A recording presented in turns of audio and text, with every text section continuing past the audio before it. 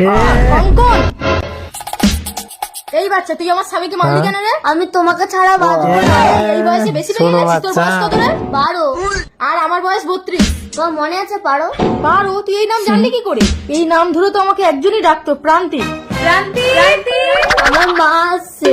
কি রে বান্ধবী মিতা, তুই তো বিয়ে করিসনি, তোর ছেলে হলো কিভাবে? তাহলে শোন পারমিতা, আজ থেকে 13 বছর আগের কথা। বল না মিতা, আমি একটু মোটা হবো কি করে? বিয়ের জল গায়ে পড়লে ঠিক মোটা হয়ে যাবে পারমিতা। তাহলে আমি বিয়ে করবো। চলো আমিও বিয়ের জন্য রেডি পারমিতা।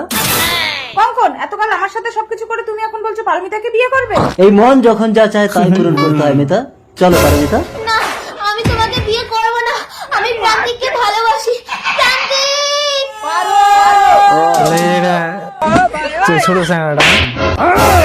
মিতাকে ছেড়ে দাও, ও মরে যাবে। ঠিক আছে, আমি তোমাকে বিয়ে করবো। তুমি বিয়ে করবে? চলো আমরা মন্দিরে গিয়ে বিয়ে করবো।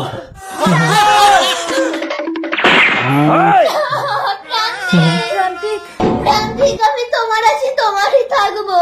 আমার শরীরটাকে নিলেও মনটাকে কোনোদিন পাবে না। পারো, আমি তোমার জন্য আবার জন্ম নেব। ঠিক আছে প্রান্তিক, তোকে আমি আমার গর্ভে জন্ম দেব। প্রান্তিক!